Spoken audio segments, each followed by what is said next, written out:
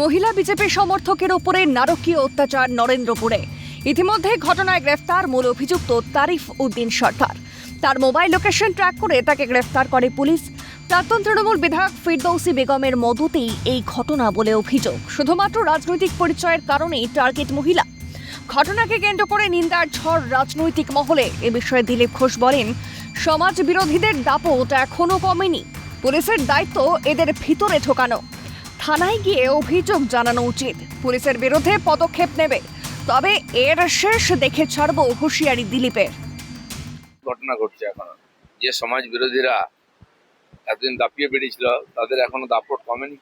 পুলিশের দায়িত্ব এগুলো কড়া নজর রাখা, এগুলোকে ভেতরে ঢোকানো। অনেক মানুষ ভয়ে এদের বিরুদ্ধে কোনোদিন কমপ্লেন করেনি। থানায় গিয়ে কমপ্লেন করা উচিত, সঙ্গে সঙ্গে পুলিশ এর বিরুদ্ধে স্টেপ নেবে। এখন কিছু কিছু জায়গায় চলছে, আমাদের কর্মীদের গণপিটুনিতে মারা হয়েছে 2-3 জনকে ভোটের পরে। দুঃখজনক ঘটনা, কিন্তু এর শেষ দেখে ছাড়বো। মুখ্যমন্ত্রীর ওপর আস্থা আছে। দোষীরা যদি সাজা না পায়, তাহলে যারা এই ঘটনা ঘটিয়েছে তারা যে ভাষা বোঝে সেই ভাষাতেই জবাব পাবে, দাবি বিজেপির প্রধান মুখপাত্র দেবজিৎ সরকারের। পর্যন্ত এরকম ঘটনা যারা ঘটানোর সাহস পাচ্ছেন, সম্মাননীয় মুখ্যমন্ত্রী আছেন এবং প্রশাসনের উপর আমরা ভরসা রাখছি। এরপরে যদি এই ধরনের ঘটনার কোনো রকম যারা দোষীরা যদি সাজা না পায়, ব্যাপক ধরপাকড় যদি না হয়, তাহলে যেভাবে যে ভাষায় ওরা বুঝে থাকছে সেই ভাষাতেই ওরা জবাব পাবে। এটা তৃণমূলের কালচার। যারা এই কাজ করছে, আইনের শাসন কি হয় তারা সেটা দেখে নেবে, দাবি যুব কল্যাণ ও ক্রীড়ামন্ত্রী ইন্দ্রনীল খায়ের। তৃণমূলের কালচার এটা, তবে তৃণমূল ভুলে গেছে যে তারা এখন পশ্চিমবঙ্গে, পরিবর্তিত পশ্চিমবঙ্গে রয়েছে, যেখানে আইনের শাসন থাকবে এবং যারা আইন নিজের হাতে তুলছে তাদের বোঝা উচিত যে আইন কিভাবে, আইনের শাসনে কি হয় সেটা তারা দেখে নেবে। ঘটনার চরম নিন্দা করেন বিজেপি নেতা সজল ঘোষ। তিনি বলেন, দোষীদের এমন শাস্তি হোক যাতে আইনের বাইরেও হাঁটতে হয়, তাহলে বাংলার মানুষ কষ্ট পাবে না, যাতে আগামী দিনে লোকে অপরাধ করতে ভয় পায়।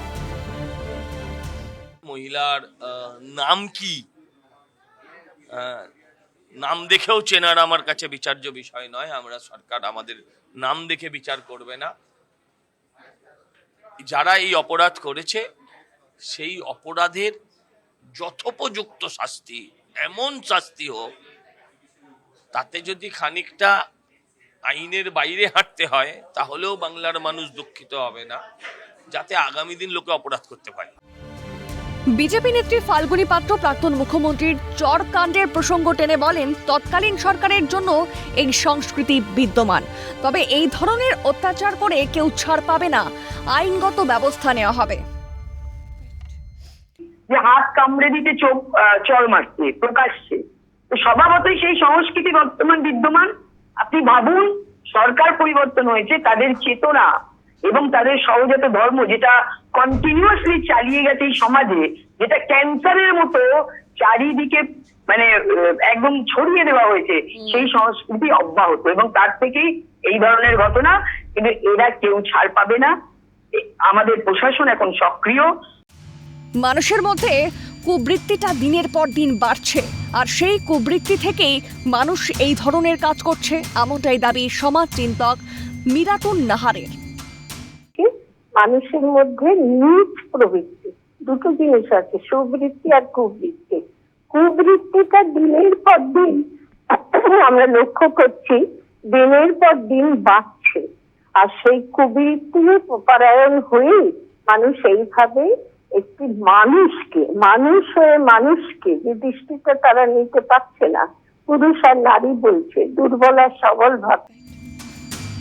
নরেন্দ্রপুর মহিলা বিজেপি সমর্থককে বিদ্যুতের খুঁটিতে বেঁধে মারধর, চুল কেটে নেওয়ার অভিযোগ। মহিলা বিজেপি সমর্থকের গলায় ফাঁস লাগিয়ে প্লেট দিয়ে জিভ কেটে নেওয়ার চেষ্টা। নরেন্দ্রপুর থানায় লিখিত অভিযোগ দায়ের। তবে কে বা কার মদতে এ ধরনের নারকীয় অত্যাচার? রাজ্যে পতন হয়েছে তৃণমূল সরকারের, তবে তৃণমূল আশ্রিত দুষ্কৃতীদের তাণ্ডব অব্যাহত। নিজেদের ক্ষমতা হারিয়ে এখন বিজেপিকে দমানোর চেষ্টা, সেই কারণে মহিলা বিজেপি কর্মীর ওপর হামলা। ক্যালকাটা নিউজ।